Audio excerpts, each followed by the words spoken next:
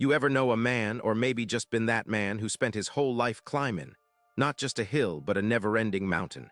Always looking up, always stretching for that next handhold, telling himself, just a little more than I can rest.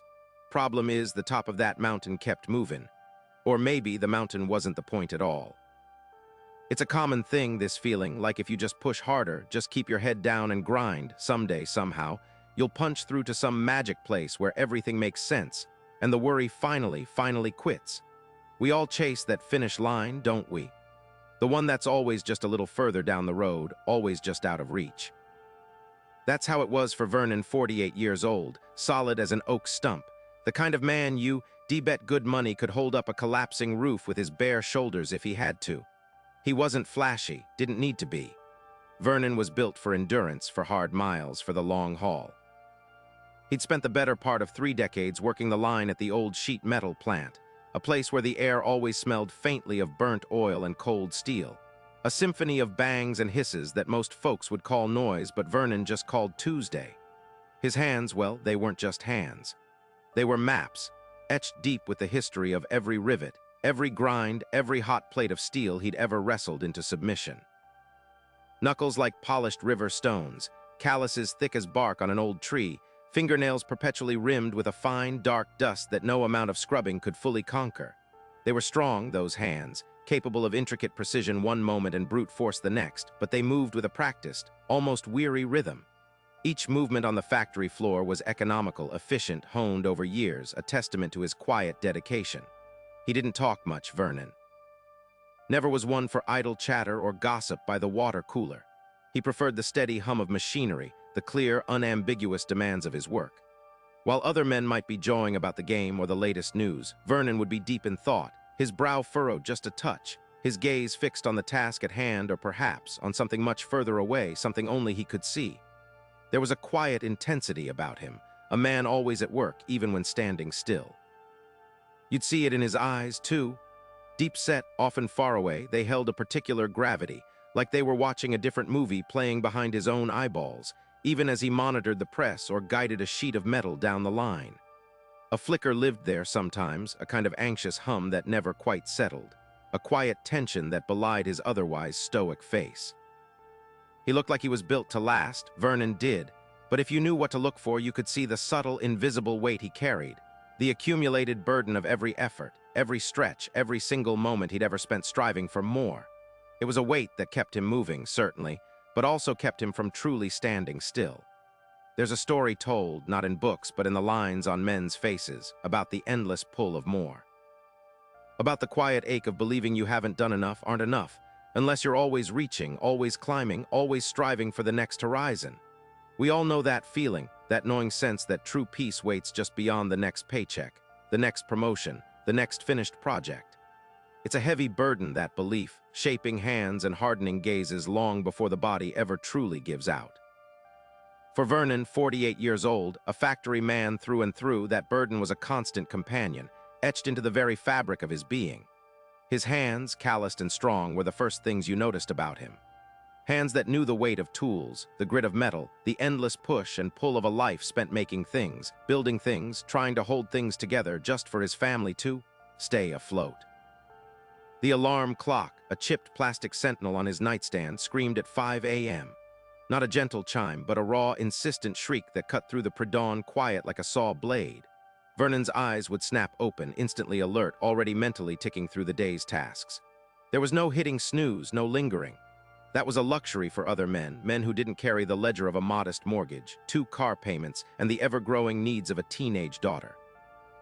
He'd move through the small, familiar house like a ghost, quiet as a mouse so Carol and Emily could keep their sleep. Coffee, black and scalding, brewed in a pot that had seen more sunrises than most people saw in a lifetime. A quick shower, the water beating down like a rhythmic drum against his tense shoulders. The same work clothes, heavy denim and a faded t-shirt pulled on without thought. Bag lunch packed by Carol the night before, sitting on the counter, a daily reminder of her quiet support and another reason to keep pushing. By 5:45 a.m., he was in his old pickup truck, the engine groaning to life in the cool morning air. The drive to the plant was a blur of half-dark streets, yellow streetlights blurring into streaks, other headlights joining the slow, pre-dawn procession. He'd pass the same gas station, the same diner, the same empty bus stop. Every morning, the same.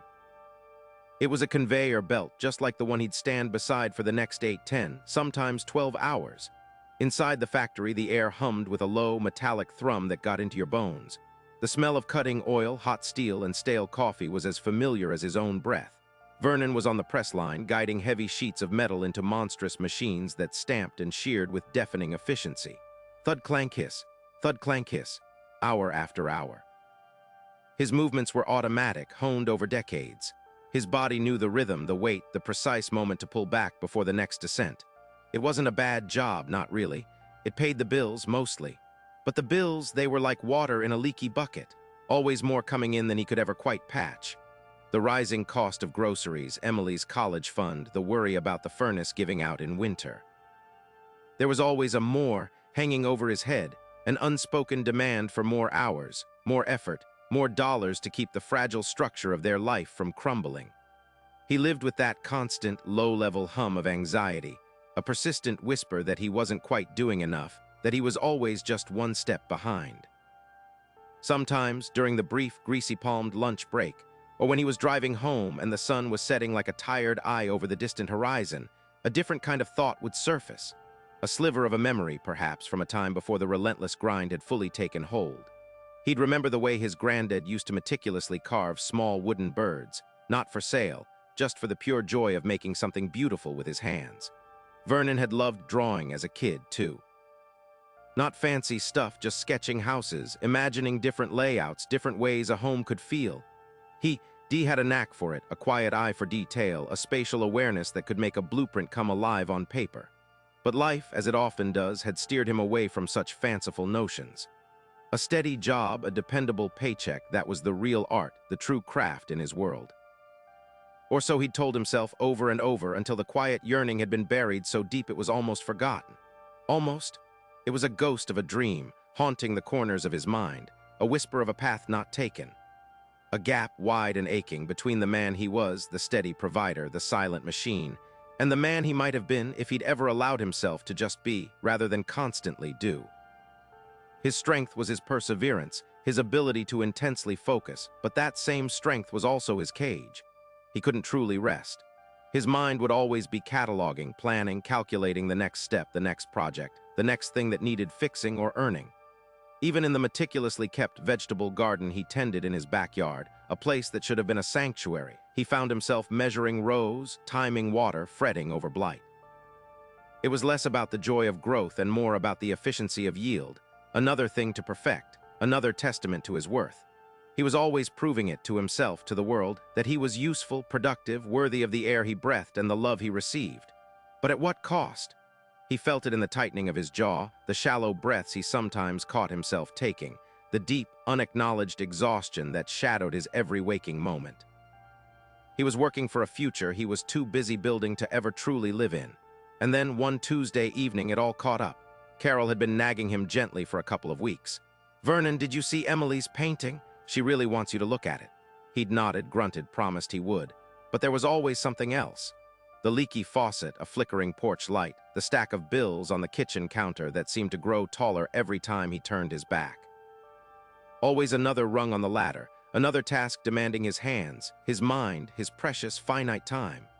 Emily, bless her heart, had tried to corner him once, the canvas clutched in her small hands, her eyes bright with that particular teenage blend of hope and trepidation. She'd held it out, a riot of blues and greens and yellows that barely resembled their meticulously ordered garden, but unmistakably hers, vibrant and raw. He'd barely glanced. "Later, Em, Daddy's got to fix this thing before it rusts through." He de-squeezed her shoulder, a familiar, absent gesture, his mind already 3 steps ahead, calculating the cost of a new washer, the time it would take. Her shoulders had slumped just a fraction, a silent testament to 1,000 similar moments. The painting, an offering of her heart, had been placed on the small table by the back door, forgotten, gathering dust amidst the junk mail and spare keys. Weeks later, the faucet long since fixed, the bills paid, the porch light shining steady, Vernon was clearing out the usual clutter from that very table. He picked up a stack of old newspapers, a stray screwdriver, and then his hand fell on the canvas. Dust motes danced in the weak afternoon light filtering through the window as he lifted it. It was still there, the bright, clumsy brushstrokes, a child's vision of their small, perfect patch of earth. He saw the sunflowers, a little too tall, a little too yellow. The clumsy but heartfelt depiction of his prize-winning tomatoes, almost caricatures but painted with such obvious joy. And in the bottom corner, Emily's distinct, looping signature, uneven and proud. He didn't just see the painting then. He saw Emily's face that day, her hopeful eyes, the way her hand had trembled slightly as she'd held it out, a gift of her spirit. And he saw his own hurried, dismissive nod, his preoccupation with the immediate, tangible problem. The words echoed in his head, hollow and accusing. Too busy for this, too busy for her. He'd been so fixated on building a future for them, on providing, on perfecting, that he hadn't truly seen the present. He hadn't seen the joy, the art, the love right there in front of him, begging for a moment of his time, a piece of his attention. It wasn't just a painting anymore. It was a stark, painful mirror, reflecting back a man who was always looking somewhere else, always striving, always chasing, and missing everything that was truly precious right in his grasp. A quiet despair settled over him, cold and heavy, a realization that felt less like a thought and more like a physical blow to the chest. The quiet yearning, the ghost of a dream, it wasn't just a ghost. It was a casualty of his own relentless push. That night the house was quiet, a familiar, comforting quiet that usually allowed Vernon to finally switch off, to sink into the deep, dreamless sleep of the truly exhausted. But not tonight. The digital clock on his bedside table glowed an unforgiving 3:17 a.m. He was wide awake, the painting burned behind his eyelids, every clumsy stroke a silent accusation. He tried to turn over to chase sleep, but his mind, usually so good at compartmentalizing, at filing away the day's worries, refused to cooperate. It felt like his brain was running a reenactment of his entire adult life, a reel of missed moments, hurried goodbyes, and half-heard conversations. He swung his legs out of bed, the old floorboards creaking softly under his weight. Carol stirred, a soft murmur, but didn't wake. He navigated the familiar path to the kitchen, the linoleum cool under his bare feet. The moonlight filtered through the window, painting silver stripes across the countertop. He poured himself a glass of water, the clinking of ice cubes sounding unnaturally loud in the profound silence. What was he doing? All this striving, all this endless pushing, for what? He sat down at the kitchen table, the same table where he'd sorted bills, made plans, and just weeks ago dismissed his daughter's eager gift. A brutal honesty, cold and sharp as the water he held, began to wash over him. He'd built a good life, a solid life. He had a steady job, a home, a loving wife, a bright daughter. He'd done everything right by every measure society held dear. But looking at it all, stripped bare in the harsh light of 3 a.m. introspection, it felt empty. Not entirely, not like a void, but like a perfectly crafted, sturdy box that held nothing but air. He was worn out deep in his bones, not just physically, but in a way that felt like his spirit was frayed at the edges. He had chased more with such ferocity that he'd become a stranger to himself, a man defined by what he did, not by who he was. The fear of falling behind, of not providing enough, had driven him like a phantom whip. But in the silence, a new, more chilling fear emerged. The fear that he was missing the entire damn point. He was so busy trying to build the future that he wasn't living the present, not truly. He was here in this house, but he wasn't present. He looked at his hands, calloused and strong hands that had built and repaired and provided. But when was the last time these hands had simply rested, without the implicit expectation of the next task, the next project, the next proving of worth? The answer came back like a punch to the gut. He couldn't remember. And that, more than any bill or leaky faucet, was the deepest, most terrifying leak of all. The cold water in his hands began to feel like a truth he could no longer deny. The phantom whip that had driven him for decades, the constant urge to be more, to do more, to have more, suddenly felt flimsy, powerless. It wasn't a sudden burst of anger or a grand epiphany shouted into the empty kitchen. It was quieter, deeper than that. It was a profound settling, a weary but resolute. Enough! He stood there, the mug cooling in his grip, the silence of the house pressing in. Enough of the chasing. Enough of the never-ending climb where the top rung always receded. Enough of missing the very warmth he was working so hard to provide. He didn't know what enough looked like yet, didn't have a blueprint for a new way. All he knew was that this path, the one he'd been on, the one that left him feeling like a ghost in his own life, had to end. He couldn't keep running on this hamster wheel, burning himself out for a finish line that perpetually moved. His family deserved more than a tired, distracted man who lived for the next project, the next paycheck, the next promise of future happiness. And damn it, he deserved more. He deserved to feel the sun on his face without calculating how many extra hours of daylight he could squeeze in for yard work. He deserved to hear his daughter's laughter without his mind drifting to the cost of her college tuition. He deserved to look at Carol, really look at her, and not just see a partner in the endless hustle. The dawn broke, painting the kitchen window in hues of gray and soft orange, chasing away the shadows but not the weight of Vernon's decision. The 5 a.m. alarm, an old adversary, shrilled. For years, his response had been automatic. A swift, almost violent swat, followed by a grunt and the immediate swing of his legs over the side of the bed. But not this morning. This morning, he paused. He didn't swat. He reached out, his calloused thumb finding the snooze button, but not out of a desire for more sleep. He just rested.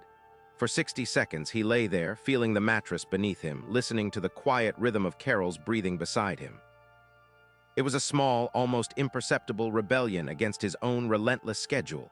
When he finally rose, it was with a strange, deliberate slowness. He went through the familiar motions of the morning ritual, but with a conscious effort to notice.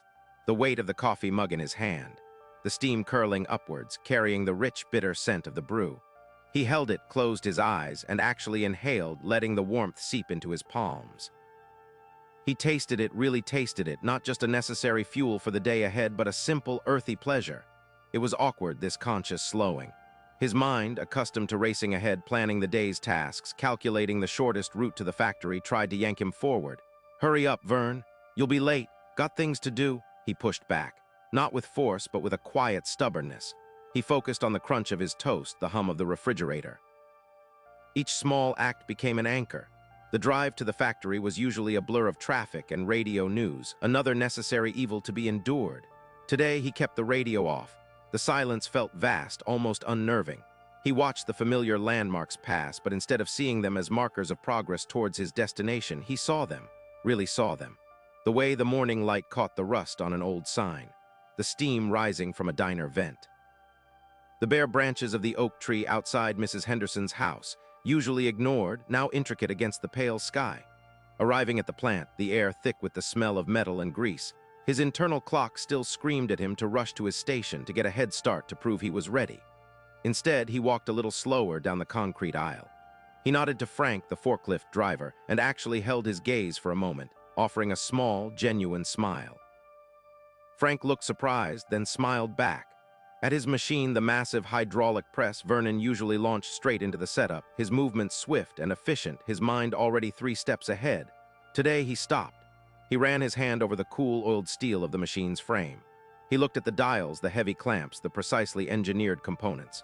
He didn't just see a tool for making parts. He saw the craftsmanship, the years of development, the silent strength it possessed. And then he began his work, not with the usual frantic energy, but with a deliberate, almost meditative focus. Each movement of his hands, each adjustment, each press of a button was performed with an attention to detail that went beyond mere efficiency. He wasn't just doing the job, he was in the job. He felt the vibration of the machine, the subtle resistance of the material. It was strange, almost unnerving, this conscious presence. His old self, the striving self, kept whispering, "You're going too slow. You're losing time. You're falling behind." But another voice, a quieter, more insistent one, started to emerge.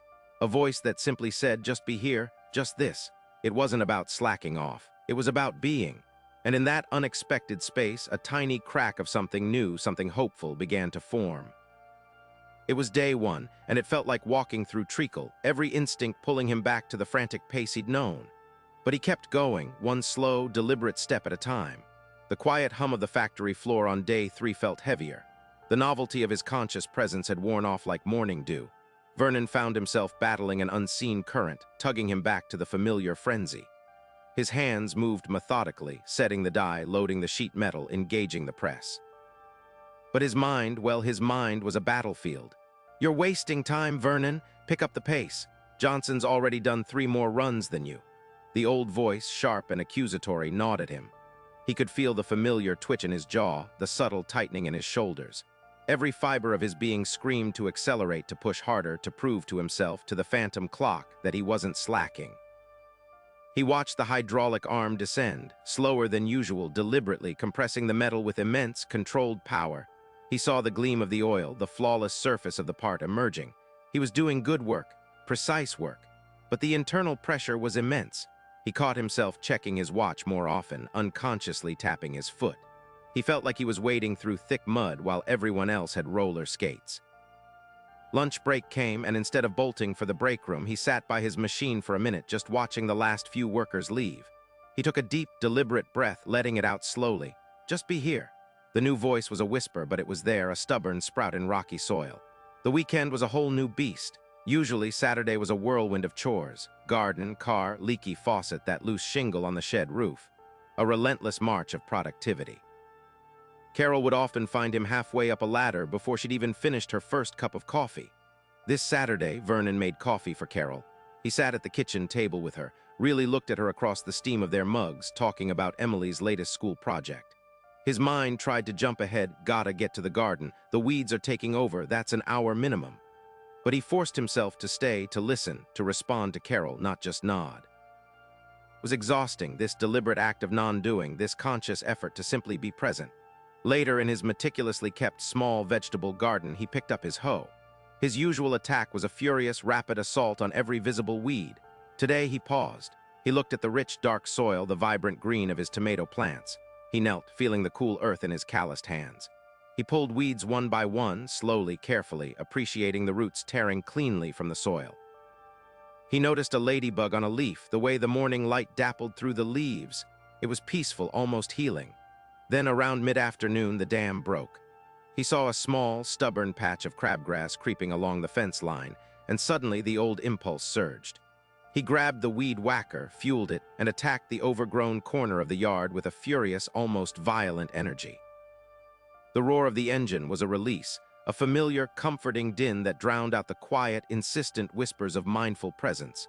He cleared the whole patch in a blur, sweating, breathing hard, and when the engine sputtered to a halt, he stood amidst the mangled grass, a wave of familiar, anxious satisfaction washing over him. And then the quiet came back, and with it a crushing wave of disappointment. He looked at the churned-up earth, the small plants he'd accidentally nicked. He felt the tension returning to his shoulders, the throb behind his eyes. He had failed. He'd given in. The old Vernon had stomped all over the new Vernon. He slumped onto his porch step, his head in his hands. Damn it all to hell. It wasn't easy. It wasn't going to be a straight line. 2 weeks in, and the battle raged on, relentless as the factory gears. Vernon was tired, not just physically from the work, but mentally from the constant vigilance. It felt like holding his breath all day, every day, trying not to revert to the old, comfortable, frantic pace. There were moments, fleeting, glorious moments, when he felt it. That sense of quiet satisfaction, of being entirely in the now, the rhythm of his work, a meditative dance. But then, a supervisor would walk by, or the line would speed up, or a nagging thought about the mortgage would surface, and the old anxieties would claw their way back. He'd catch himself almost snapping at Emily for leaving her shoes in the hall, or at Carol for a misplaced bill, the irritation born from the internal strain. He was short-tempered sometimes, an unusual trait for him, and then immediately regretful, knowing it wasn't them, it was him. The constant striving, even when he was trying not to strive, was exhausting. He found himself fantasizing about just letting go, about going back to the mindless grind, where at least he knew what to expect. The thought of quitting this mindfulness experiment was a tempting siren song, promising the relief of familiar exhaustion over this new, unsettling kind of mental effort. But then he'd remember Emily's painting, half-finished on the dresser. He'd remember the dull ache in his chest, the emptiness he'd felt before this began. And something deep within him, a stubborn, unyielding core that had seen him through countless overtime shifts and lean years, would refuse to break. He wouldn't be doing this for anyone else. He was doing it for that quiet hope he'd felt on day one. He would take another deliberate breath, push his shoulders back, and refocus on the task at hand, whether it was tightening a bolt on the machine or slicing a cucumber for dinner. It was a fight every single day, but he was still in it, still breathing, still trying. Then one Tuesday, around the third week, something nudged. He was on the assembly line, same bolts, same rhythm, same hum of machinery. His mind, as usual, started its old dance, bills, Emily's college, the loose gutter on the house. He caught it like he had 100 times before, and just as he prepared to yank it back to the bolt in his hand, a different sensation settled over him. It wasn't a fight. It was a gentle settling. The bolt felt different, the threads cool under his fingers, the torque wrench a familiar weight. He wasn't trying to focus. He simply was focused. The hum of the factory became less a distraction and more a part of the moment, a steady heartbeat to his own precise movements. He didn't notice it immediately, but the knot in his shoulders had loosened. His breath was deeper, less shallow. When the whistle blew for lunch, he wasn't drained, just present. He ate his sandwich, tasted the mustard and the crisp lettuce, heard the distant rumble of a train, and for the first time in memory, he just ate. He wasn't planning the afternoon, wasn't replaying the morning, wasn't worrying about tomorrow. He was just Vernon eating his lunch.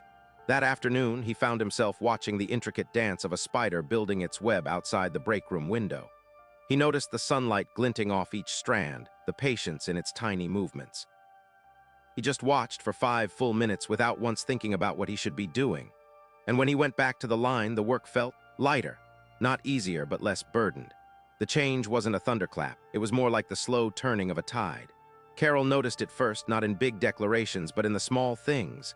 He'd come home, and instead of heading straight for the garden or a project, he'd sit on the porch swing for a few minutes, just listening to the evening birdsong. One night, Emily was struggling with a math problem at the kitchen table. Old Vernon would have given a quick, impatient answer or told her to just figure it out. New Vernon sat down beside her, not to solve it for her, but to patiently walk her through the steps, his full attention on her furrowed brow, her pencil tapping on the paper. He didn't just see the problem, he saw her frustration and her slow, dawning comprehension. He even chuckled when she finally got it, a genuine, easy sound. "You've been quieter lately," Carol said one evening, watching him tend his tomatoes. He knelt, carefully pinching off a suckling shoot, his movements unhurried. "In a good way." He just grunted, a comfortable sound this time, and looked up at her, a faint smile playing on his lips. Just paying attention. A few more weeks trickled by like water over river stones. Vernon still punched the clock at 5 a.m., still worked the same demanding shifts, still came home to a small, well-maintained house and a meticulously kept garden. Nothing on the outside had changed, but everything on the inside had shifted profoundly. The perpetual low-level stress that had been his constant companion, a hum beneath the surface of every thought and action, had begun to recede. Wasn't gone entirely. Old habits die hard, especially for a man like Vernon, but it no longer held him hostage. He found himself looking at his hands that had built and repaired and toiled for 48 years. And instead of seeing just the calluses and the grease stains, he saw the strength, the capability, the history etched in the lines. He still worked, harder than ever sometimes, but the frantic energy that had once driven him was replaced by a steady, deliberate focus. He could feel the rhythm of the machines, the grain of the wood, the weight of the soil in his garden. He moved with a quiet efficiency, his mind attuned to the task, not leaping ahead to the next. One Saturday afternoon, he was out in the garage, finally getting around to hanging Emily's painting. He held the canvas in his hands, tracing the vibrant, slightly naive brushstrokes of the sunset scene. Weeks ago, it had been a symbol of his failure, a stark reminder of what he was missing. Now, as he carefully measured the spot on the wall, it was simply a painting, a beautiful, heartfelt gift from his daughter. He saw the care she'd put into it, the colors she'd chosen, the tiny flaw where a drop of paint had run. He saw it, really saw it, without judgment, without the weight of his own past anxieties clinging to it. He hammered in the nail, hung the painting, and stepped back. It wasn't just a picture on a wall, it was a moment, perfectly placed, perfectly appreciated. When Emily came out later, he just watched her face. Her eyes lit up, a shy smile spreading across her features. She didn't say anything, but she didn't have to. Vernon simply nodded, a quiet understanding passing between them, a bridge built not on words, but on presence. He felt a warmth spread through his chest, a feeling more satisfying than any promotion or extra paycheck he'd ever chased. He hadn't changed who he was, not really. He was still Vernon, the factory worker, the quiet man of action. But his eyes saw a different world now, a world richer, deeper, right here, right now. The change wasn't a lightning strike, more like the slow turning of a tide. Carol noticed it first. Not long after the painting went up, she caught Vernon just standing in the living room, simply looking at it. Not with his usual critical eye or that distant, burdened stare, but with a peaceful, almost curious expression. One evening, as she was telling him about Emily's latest school project, he didn't just nod along, half listening, while his mind clearly churned on something else. He asked questions. Good ones. Questions that showed he wasn't just hearing her words, but understanding them, engaging with them. He wasn't trying to fix anything, wasn't offering solutions. He was just present. At the factory, the rhythm of his work began to shift too. He still moved with the steady, powerful precision of a man who'd spent decades on the line, but the frantic edge was gone. He'd pause for a full minute during a break, watching the sparks fly from a grinder across the floor, or the way the dust motes danced in a shaft of sunlight. He wasn't rushing through his lunch, scrolling on his phone, or planning out the next 5 chores at home. He'd just eat his sandwich, savoring the taste of the cheap deli meat and the crunch of the pickle. Sometimes he'd actually look up, make eye contact with a coworker, and offer a nod or a quiet observation about the weather. Old Frank, who ran the next press down, a man who rarely spoke a word more than necessary, stopped by his machine one afternoon. "Vernon," he grunted, wiping grease from his brow, "you look less like you're about to fight a bear." Vernon just gave a small, almost imperceptible smile. "Just looking at the bear, Frank," he replied, and for the first time in years, Frank actually chuckled. Weeks later, the transformation wasn't just a subtle ripple. It was a deep current running through him. The weight wasn't gone, life still threw its punches, but Vernon now carried it differently, like a backpack that had finally been adjusted to fit right. He still put in his hours, still worked hard enough to make his muscles ache by quitting time, but he found an unexpected joy in the work itself. He'd watch the steel feed into the press, feeling the hum of the machinery deep in his bones, not just as a means to a paycheck, but as a fascinating process, a dance of raw material and human ingenuity. He'd pick up a finished part, feel its weight, run his thumb over its smooth, cool surface, appreciating the clean cut, the perfect form. He'd take pride in the simple, honest craft of it, not just the output numbers. The days, once a relentless march towards the whistle, now flowed with a surprising grace. Evenings at home became the true testament. He still tinkered in the garage, still worked in his garden, but without the gnawing need to perfect or complete. He wasn't just pulling weeds. He was feeling the soil between his fingers, smelling the rich earth, watching a beetle scurry across a leaf. He wasn't just fixing a leaky faucet. He was listening to the rhythmic drip before he tightened the wrench, appreciating the quiet sound of a task well done. Dinner with Carol and Emily wasn't a hurried refueling session. He'd listen to Emily's stories about school, truly listen, his gaze steady and warm. He'd watch Carol across the table, the way her hair fell, the familiar curve of her smile, and he'd feel a profound gratitude for the quiet, enduring love they shared. He wasn't planning for tomorrow or fretting about yesterday. He was just there, with them, in that moment. And in that presence, he found a contentment that all his years of striving had never delivered. He sat on his porch one evening, the sky bruised purple and orange as the sun dipped below the trees. He held a glass of iced tea, its condensation cooling his calloused hand. Emily's painting was visible through the window, a warm glow from inside illuminating it faintly. "Used to think I had to outrun everyone," he mused aloud, his voice low, almost to himself. "Always pushing for the next thing, the next rung on the ladder. Wore me out, utterly wore me out." He took a slow sip of his tea, the ice clinking softly. "Turns out all I needed was to slow down, look at what was right in front of me. The good stuff. It ain't in the finish line, not really. It's in the walk-in. Just gotta be there, really be there. With your hands, with your eyes, with your whole self. And that's the funny thing about life, you see. Sometimes, the only way to truly move forward, to find what you're really looking for,